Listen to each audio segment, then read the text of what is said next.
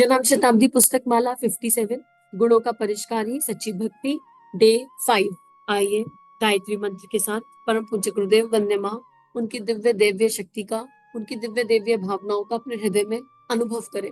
ये देह भगवान का मंदिर है। ये देह मन भाव विचार पूरी तरह ईश्वर को अर्पित और समर्पित है, क्योंकि ये देह, इस देह पर अपना कोई अधिकार न कभी था, न कभी है, न कभी होगा।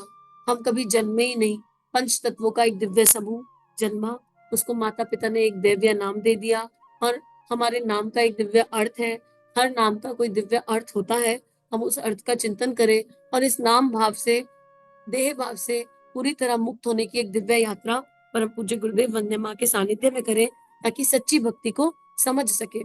परम पूज्य गुरुदेव ने हमें पिछले स्वाध्याय में समझाया कि माता संबंधी भ्रांतियां क्या होती हैं, कैसे हम पूजा पाठ के नाम पर बरगला जाते हैं, गलत दिशा में चले जाते हैं, कैसे हम भगवान को सोचते हैं कि हम भगवान को दान नहीं देंगे तो भगवान हमको दंड दे देंगे, और किस तरह जो सही देवता है, देवता का, ईश्वर का सही स्वरूप क्या है, गुरुदेव ने वो समझाने का प्रयास किया अलग अलग प्रतीकों के माध्यम से, कि हम जिस भी ईश्वर को मानते हैं, जो भी हमारे इष्ट हैं, हमको उनके गुणों का चिंतन करने की आवश्यकता है। आगे गुरुदेव हमें समझा रहे हैं कि ईश्वर का जो आलंकारिक विवरण है, उसके मूल में क्या छुपा बैठा है, उसको गुरुदेव हमें समझाते हैं। कहते हैं, आलंकारिक विवरण देवी देवताओं के मूल में मित्रों ये एक अलंकार है, जिसमें यह बात बताई गई है कि जिस शक्ति या जिस व्यक्ति के मस्तिष्क से ज्ञान की गंगा निकलती है, शुद्ध पवित्र विचार निकलते हैं, ऐसे विचार जो मनुष्य को शुद्ध पवित्र बनाने में समर्थ हो, उस आदमी का, उस देवता का, उस शक्ति का नाम शंकर है। पिछले स्वाध्याय में गुरुदेव हमें भगवान शंकर का स्वरूप समझा रहे थे। उसमें गुरुदेव ने हमें बताया था कि उनकी जटाओं से माँ गंगा निकलती है। तो उसका तत्व दर्शन क्या है, गुरुदेव ये समझा रहे हैं कि शंकर कौन है। तो शंकर हम में से कोई भी हो सकता है, क्योंकि शंकर एक ऊर्जा है, शंकर एक अवस्था है, शंकर निराकार भी है और शंकर साकार भी है। परम पूज्य गुरुदेव स्वयं महाकाल है, वो निराकार थे और साकार होकर गुरुदेव बन गए। ऐसे जितने भी ऋषि संत देवता हैं, जिन्होंने भगवान शंकर के तत्व दर्शन को अपनी देह में उठा लिया, वो सब शंकर हो गए। और वो क्या कर रहे हैं, उनके मन मस्तिष्क से हमेशा ज्ञान की गंगा प्रवाहित होती है। शंकर जी के सिर पर चंद्रमा टंगा है। चंद्रमा किसी के सिर पर कैसे टांगा जा सकता है? वह तो बेटा फुटबॉल के तरीके से गोल मटोल है। चंद्रमा के सिर पर टांगना हो तो उसके दो ही तरीके हो सकते हैं। एक तो या तो सिर में सुराख करके उसमें दो बोल्ट कस दिए जाए, अथवा स्टैंड लगा दिया जाए। यहाँ हमारे सामने रखनी हो गेंद, तो स्टैंड पर गेंद रखी रहा करेगी और हम अपना सिर उसके पास लगा दिया करेंगे। एक और तरीका है कि आप रस्सी से या तार से लाइए और गेंद को चारों तरफ से हमारे सिर में बांध दीजिए। नहीं बेटे, शंकर जी के सिर पर तो चंद्रमा टंगा है। अब कैसे टंगा है, गुरुदेव ने इस मिथ्या भ्रम को, इस भ्रांति को तोड़ा है कि चंद्रमा का सही अर्थ क्या है। गुरुदेव समझा रहे हैं, बेटे चंद्रमा तो एक अलंकार है, जिसका अर्थ है संतुलन, शांति का प्रतीक। चंद्रमा, हमारा मस्तिष्क प्रत्येक परिस्थिति में संतुलित रहना चाहिए। चंद्रमा क्या है, चंद्रमा जल तत्व का भी प्रतीक है, और एक तरफ गंगा है, एक तरफ जल है। और जल क्या है, जल तत्व हमारे कारण शरीर, हमारी भावनात्मक शरीर का भी प्रतीक है। हमारे शरीर में 70% जल है। और चंद्रमा क्या है, शांति का, शीतलता का प्रतीक है। तो जिनका चंद्रमा तत्व, चंद्र तत्व स्ट्रांग हो जाता है, मतलब जिनका चंद्रमा का चिंतन स्ट्रांग होता है, उनकी इमोशनल बॉडी बहुत बैलेंस हो जाती है, उनका भावनात्मक शरीर बहुत स्ट्रांग हो जाता है। वो परिस्थितियों में भावुक नहीं होते, वो कठिन से कठिन निर्णय ले लेते हैं शरणागति के भाव से ईश्वर के साथ। उनकी डिसीजन मेकिंग बहुत स्ट्रांग हो जाती है। वो जल्दी से बुरा भला नहीं मानेंगे, उनको बिना बात की बातों पे रोना नहीं आएगा, मिथ्या छोटी छोटी बातों को वो लेट गो कर देंगे आसानी से, क्योंकि भावनात्मक शरीर बहुत मजबूत हो जाता है ऐसे लोगों का। और जिनका भावनात्मक शरीर मजबूत है, उनका श्रद्धा विश्वास प्रखर और स्थिर होता है। जिनका श्रद्धा और विश्वास स्थिर है, वही भक्ति के सोपान पर जा सकते हैं। तो परम पूज्य गुरुदेव यही बता रहे हैं कि, और हमें अगर हमको बहुत क्रोध आता है, तो भी हम गंगा जी का और चंद्रमा का ध्यान करें। अगर वृत्ति क्रोध की है, भीतर देखें कि हमें हमारे तीनों शरीर बार बार पूर्णिमा के चांद की रोशनी में और गंगा जी में खूब डुबकी लगा रहे हैं, खूब डुबकी लगा रहे हैं। लगातार ये भाव, ये धारणा करने से और गंगा जी में भाव से, गंगा जी में बैठकर मानसिक रूप से गायत्री मंत्र या इष्ट नाम जप करने से भीतर शांति स्थापित होगी, क्रोध कम होगा। और जब क्रोध कम हो जाएगा ना, तो प्रकाश दिखने लगेगा। आधी से ज्यादा तो हम लोग इसलिए गड़बड़ कर देते हैं जीवन में, क्रोध के कारण। किसी ने मन की बात नहीं कही तो गुस्सा आ गया, किसी ने ऐसा किया तो गुस्सा आ गया, किसी ने वैसा किया तो गुस्सा आ गया। और उसके बाद किसी को जज ना करें। जैसे मान लो किसी आत्मा से कोई संवाद कर रहे हैं, उस आत्मा ने आप पर गुस्सा कर दिया, और आपको लगता है वो आत्मा आध्यात्मिक है, इस यात्रा पर चल रही है, तो हम तुरंत क्या कहेंगे, तुम्हारा अध्यात्म बेकार है ना? प्रवचन देना आसान है, इधर उधर बोलना आसान है, लेकिन तुम तो बहुत गुस्सा करते हो। फिर हम दूसरे की कॉपी जांचने लग गए। हमको क्या करना है, उन जिसने गुस्सा किया उसके गुस्से से मेरे मन में कोई उठापटक तो नहीं मची, मुझे तो गुस्सा नहीं आया किसी के गुस्से से, हमारा मन शांत है।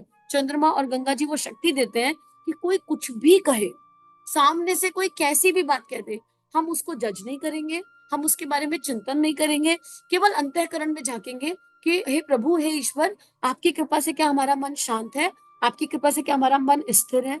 फिर जिसका मन शांत और स्थिर होगा ना, उसके मन में क्षमा भाव आने लगेगा। कोई बात नहीं, लेट गो कर देते हैं, कोई बात नहीं, इट्स ओके, जिसने जो कहा ठीक। उसके बाद हमको कार्मिक समझ में आने लगेंगे, हम लेट गो करेंगे और फिर समझेंगे कि ये परिस्थिति मेरा टेस्ट करने आई थी, और कितनी कृपा हो गई कि सामने वाले ने कुछ भी कहा और मुझे गुस्सा नहीं आया। तो ये सामने वाला तो भगवान का भेजा हुआ दूत हो गया, देवदूत हो गया। फिर उसके प्रति कृतज्ञता के भाव जन्म लेने लगेंगे, और वहां से भक्ति, प्रेम और करुणा की यात्रा अपने आप शुरू हो जाएगी। तो मात्र एक ध्यान पूरी यात्रा करा सकता है। केवल एक चिंतन, दैवीय चिंतन, इस देह के सारे विकार मिटा सकता है। तो गुरुदेव यही कह रहे हैं कि जिनके पास चंद्रमा होगा, मित्रों, घबरा उनको उनको किसी तरह की एंजाइटी, स्ट्रेस नहीं होगी, अगर हमने ये तत्व समझ लिया। आगे लिखते हैं गुरुदेव, मित्रों, घबराहट, हैरानी, परेशानी, जलन, इन सारी बातों से हमारा दिमाग अशांत रहता है, तो हमारे ढेरों के ढेरों नुकसान हो जाते हैं। हम जिस समस्या का समाधान करने के लिए चलते हैं, उसका समाधान तो होता नहीं, बल्कि समस्या और उलझती चली जाती है, बढ़ती चली जाती है। प्रत्येक परिस्थिति में, मुसीबत में, शोक में अपने दिमाग का के बैलेंस को आप सही रखिए। जो मुसीबत आई है उसका रास्ता निकालने के लिए अपने दिमाग के अलावा और क्या है आपके पास? दिमाग का बैलेंस सही रख सके, इसके लिए आप सिर के ऊपर चंद्रमा टांगिए। यह क्या चीज है? यह बेटे शिक्षा है, दिशा है, धारा है, एक फिलॉसफी है जिंदगी की। देखो, इसी को गुरुदेव ने धारणा और ध्यान के माध्यम से अभी अभी समझाया है, जो गुरुदेव लिख रहे हैं। तो अगर हमको अपनी कमियां सब पता है, अगर आपने अपनी कॉपी जांची और आपको अपनी कॉपी जांचने पर लगा कि हमको भी परेशानी होती है, उलझने आती है, गुस्सा हो जाता है, हैरान परेशान रहते हैं, एंजाइटी, स्ट्रेस है, तो कोई भी धारणा करे तो उसको 40 दिन कम से कम करें। तो चंद्रमा का, माँ गंगा का ध्यान 40 दिन गुरु चरणों में बैठकर करिए, और मिनिमम है 40 दिन। 40 दिन क्यों मिनिमम है? और उसके साथ जब करना है, उससे आपको अपने अंदर अंतर दिखने लगेगा, और अगर अंतर दिखा तो उसको कंटिन्यू करिए। कितना कंटिन्यू करना है, ये आपको अपने आप करते करते करते करते पता चल जाएगा। और कुछ नहीं, 2 ढाई घंटे 4 घंटे का कोई सिस्टम नहीं है। 2 5 मिनट में आवाहन करके धारणा हो जाएगी, और 15 मिनट का जप, बस इतना पर्याप्त। मंत्र कौन सा? मन करे गायत्री मंत्र कर लो, गुरु का मंत्र है, गुरु का दिया मंत्र, इससे दिव्य कुछ नहीं हो सकता। लेकिन नाम जप कर सकते हो, जिस मंत्र में मन लग रहा हो उसको करो, जिस मंत्र को मन अच्छा मान रहा है उसको करो। अच्छा, हम करना तो गायत्री मंत्र चाहते हैं, पर हमको दिखते राम जी, अब क्या करें? भगवान सूर्य के गर्भ में, चंद्रमा के गर्भ में, माँ गंगा की गोदी में राम जी को बैठा हुआ देख लो, और राम जी के सानिध्य में गायत्री मंत्र कर लो, क्योंकि राम जी ने भी तो गायत्री जपी। भगवान कृष्ण में मन लगता है, कृष्ण ने भी गायत्री जपी। भगवान श्री कृष्ण का चिंतन कर लो कि चंद्रमा, पूर्ण पूर्ण चंद्रमा के भीतर भगवान श्री कृष्ण सुशोभित हो रहे हैं, पूर्ण माँ गंगा की दिव्य धारा में भगवान श्री कृष्ण अपने दिव्य स्वरूप में है, और हम उनके सानिध्य में बैठकर, गुरु चरणों में बैठकर गायत्री मंत्र कर रहे हैं। देखो, धारणा हमारे अंदर है, धारणा हम कैसी भी कर सकते हैं, हमको भगवान में भेदभाव नहीं करना है। यहाँ पर आपको जो ईश्वर अच्छे लगे, उन ईश्वर का चंद्रमा में, गंगा जी में ध्यान करते हुए गायत्री मंत्र का जाप कर लो। परम पूज्य गुरुदेव वंदने माँ का चिंतन कर लो, उनसे ज्यादा तो शांत कुछ नहीं है। अपने गुरु का चिंतन कर लो, जो भी हमारे गुरु है जीवन में। बात यह है कि करना है। अब करने से पहले अगर हम 100 प्रश्न ले आएंगे ना, कैसे करें, कौन से भगवान जी का करें, क्या करें, तो हम इसमें ही 4 5 दिन खर्च कर देंगे, उत्तर मिलेगा नहीं, धारणा भी छूट जाएगी, और 40 दिन कभी शुरू ही नहीं होंगे। तो जिनको करना है वो इसी पल से, आज से ही शुरू करें, क्योंकि कल तो कभी आया ही नहीं, कल तो बीता हुआ कल होता है, और कल का क्या पता कि कल आएगा कि नहीं आएगा। तो जो करना है वो इसी क्षण से करना है, इसी पल से करना है। अब गुरुदेव आगे समझा रहे हैं, एक और इसका पैराग्राफ ले लेते हैं। शिक्षण एवं दिशा धारा, अपने आप को हर भगवान से शिक्षण देना है, और फिलॉसफी से समझाना है स्वयं को, एक दिशा धारा देनी है। किसको दिशा धारा देनी है? मन की भावनाओं को, विचारों को। ये सब भाव और विचार तरंगे होती है, तरंगे। भाव को कहीं पर टेंजिबल है क्या? मेरे मन में भाव आया, मैं आकाश में उड़ जाऊं, तो क्या मैं इसको छूकर देख सकती हूँ ये भाव कैसा है? ये उड़ने वाला भाव ही कहाँ से आया? उड़ना शब्द मुझे दिख रहा है, मुझे विजुलाइज हो रहा है, पर मैं इसको छू सकती हूँ। मेरे मन में भाव आया, मुझे एप्पल खाना है, तो मुझे एप्पल उठाना पड़ेगा और खाना पड़ेगा, लेकिन इस भाव की टेंजिबिलिटी क्या है? इस भाव को मैं टच नहीं कर सकती ना। लेकिन भाव एक तरंग है, भाव एक विचार तरंग है, एक भाव तरंग है, करुणा संवेदना की तरंग है। इसको दिशा देनी है। जल जल जिस दिशा बहेगा उसी दिशा बहता चला जाएगा, उस रास्ते में जो जो आएगा उसे ग्रहण कर लेगा। तो हमारी भावनाएं सतोगुण की तरफ चलेंगी तो सतोगुण कैच कर लेंगी, तमोगुण की तरफ चलेंगी तो तमोगुण कैच कर लेंगी, रजो की तरफ चलेगी तो रज ग्रहण कर लेंगी। तो बेस्ट वे आउट ये होता है कि भावनाओं को गुरु चरणों की दिशा दे दो, भावनाओं को इष्ट चरणों की दिशा दे दो। और क्योंकि हमको नहीं पता रज सत्य तम क्या है, हम कहाँ तक हिसाब लगाएंगे, लेकिन गुरु है ना जीवन में, तो गुरु से सुंदर कोई चीज नहीं है। हृदय में गुरु चरणों का ध्यान, हर भाव जो जन्म ले रहा है वो गुरु चरणों से होता हुआ जन्म ले, या जन्म लिया तो गुरु चरणों में चला जाए और फिर गुरु चरणों से वो दिशा और धारा पाए। हर विचार जिसने जन्म लिया वो मातृशक्ति के हृदय में स्थापित हो जाए, मातृशक्ति के चरणों से होता हुआ ही हमारी देह से बाहर निकलकर यूनिवर्स में जाए। क्योंकि जो भी देह से जन्म लेगा, एक एक भाव एक एक विचार कर्म बनाता है, एक एक भाव एक एक विचार ब्रह्मांड में जाता है, फिर उसके जैसे ही विचार लौट कर आते हैं सजाती है, क्योंकि ये तरंगे हैं, ये लौट कर आएंगी। तो गुरु सानिध्य में जब हम यात्रा करेंगे तो इनको दिशा मिलेगी, धारा मिलेगी, बल मिलेगा। गुरुदेव कह रहे हैं शंकर जी की आंखें होती हैं तीन। तीन कैसी आंख होती है बेटे? शंकर जी की एक आंख ऐसी है कि वो जब भी उसे खोल देते हैं, उससे जिस किसी को देखते हैं वह जलकर भस्म हो जाता है। जैसे कामदेव को एक दिन शंकर जी ने आंख खोलकर देखा तो मैं तुरंत जलकर राख हो गया। तो महाराज जी अगर मैं जाऊं शंकर भगवान के सामने, बेटे तू ऐसे वक्त जाना जब महादेव जी सोकर ना उठे हो, सो के उठते ही आंखों को मलते हो और उनकी आंख खुल गई तो समझ ले तू तो गया काम से। तू गया तो इसलिए कि मनोकामना पूरी करा लाऊंगा, पर शंकर जी की आंख खुली, आंख को देख लिया तो तेरा सफाया हो जाएगा। देखो कितने प्यार से परम मुझे हमको समझा रहे हैं। क्या इससे इससे ज्यादा प्रेम से समझाया जा सकता है? इससे ज्यादा इतना प्यार इस लेखनी में घुला है, इतना एक्सट्रीम प्रेम इस लेखनी में घुला है। एक छोटा बालक भी सुने ना, अगर 5-6 साल के बालक को भी हम ऐसे स्टोरी बनाकर बताएं शंकर जी का तत्व दर्शन, तो उसको भी समझ में आ जाएगा। माता पिता ये काम तो करें। गुरुदेव इतना सहज प्रवचन दे गए हैं, ये गुरुदेव ने बोले हैं प्रवचन। इमेजिन करके देखो, जब गुरुदेव थे, गुरुदेव अपनी खाट पर बैठे थे, आज सामने 20-25 लोग बैठे थे, परिजन बैठे थे और गुरुदेव ये सत्संग कर रहे थे, तो कितनी खिलखिलाहट और कितनी हंसी वहां गूंज गई होगी। और क्या कितना साइंस है, जैसे ही लोग खिलखिलाकर हंसेंगे उनकी रिसीविंग बढ़ जाएगी। हंसने में, मुस्कुराहट में बहुत दिव्यता है।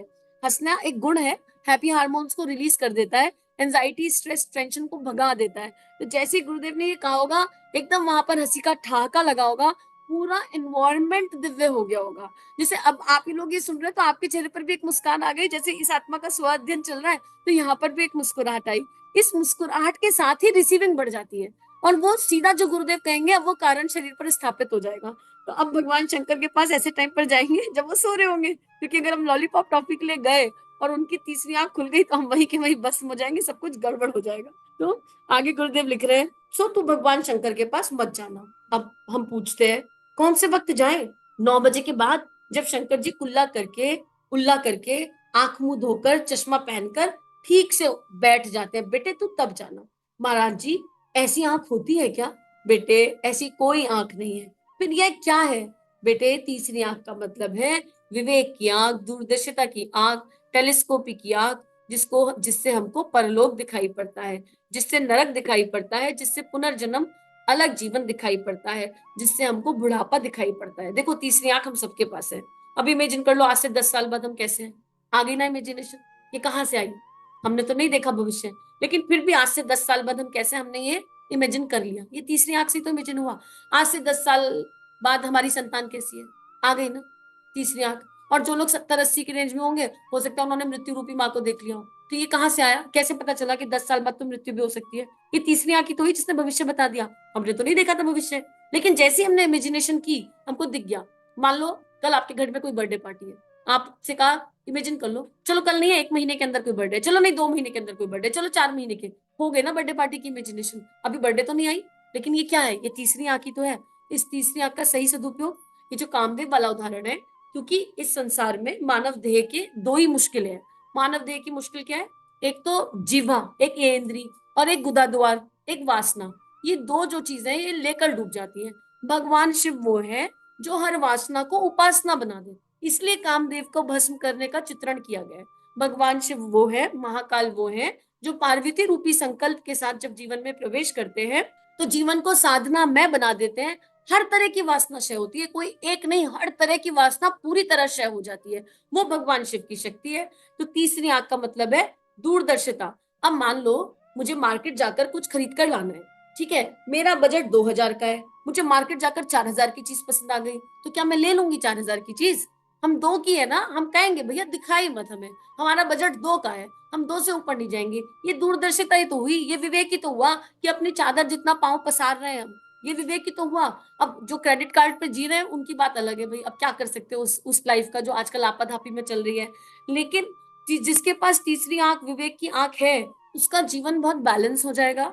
उपासना हो चाहे साधना हो चाहे आराधना हो, जीवन का कोई भी क्रम हो, उस क्रम में एक शक्ति रहेगी, उस क्रम में एक बैलेंस रहेगा। अब जैसे मान लो मेरी क्षमता नहीं हो 4 घंटे जप करने की, और मैं ले लूं संकल्प, नहीं मैं तो 4 घंटे जप करूंगी, और हुआ नहीं, और फिर मैं उसकी हीन भावना में चली जाऊं, फिर मैं डिप्रेशन एंजाइटी स्ट्रेस में आ जाऊं, तो मैंने विवेकपूर्ण संकल्प नहीं उठाया ना। नहीं उठाया। क्यों उठाया 4 घंटे का, जब पता था कि 4 घंटा संभव नहीं है? उस समय विवेक रखना था ना, भगवान आप जो कराओगे देह से वो हो जाएगा, इतना समय तो मिनिमम दिखाई पड़ रहा है, और ये भी आपकी कृपा से नहीं होगा। ईश्वर की कृपा के बिना ईश्वर का नाम लेना इम्पॉसिबल है। लेकिन हाँ, क्योंकि पार्वती रूपी संकल्प के साथ चलना है तो छोटे छोटे नियम उठाने हैं, लेकिन वो नियम इस तरह के हो जो विवेकपूर्ण हो। तो परम पूज्य गुरुदेव हमको यही समझा रहे हैं। तो आइए भावना करते हैं कि वंदनीय माँ ने हमारे आज्ञा चक्र पर, हमारे तीसरे नेत्र पर अपना प्रेम पूर्ण किस कर दिया। वंदनीय माँ ने हमें प्रेम से गले लगाया और हमारे माथे को अपने बालकों के, हम सब माँ के बालक हैं, हमारे माथे को चूम लिया और प्रेम से कहा अब तुम्हारी विवेक रूपी आंख जागृत हो गई।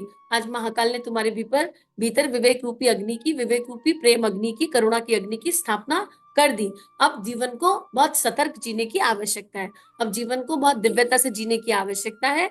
जिस भी भगवान का चिंतन करो, उनके गुणों का चिंतन करो। अगर भगवान का चिंतन नहीं हो रहा है और संसार का चिंतन हो रहा है, संसार के लोगों का चिंतन हो रहा है, तो उन जितनों का भी चिंतन आए, जितने भी लोगों के बारे में सोचो, उनके गुणों का चिंतन करो। किसी के बारे में बुरा मत सोचो, किसी के बारे में गलत मत सोचो।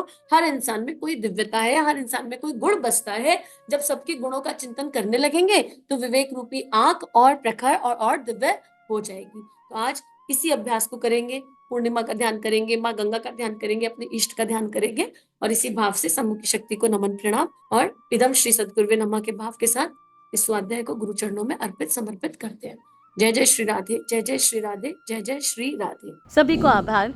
चलिए मिलकर जीवन को खूबसूरत बनाते हैं। अगर हमारे वीडियो आपके जीवन को परिवर्तित कर रहे हैं तो चैनल को सब्सक्राइब कीजिए, वीडियोस को लाइक कीजिए और वीडियोस को जन जन तक पहुंचा दीजिए। चलिए समाज में कुछ अच्छा बांटें। जय हिंद, जय भारत।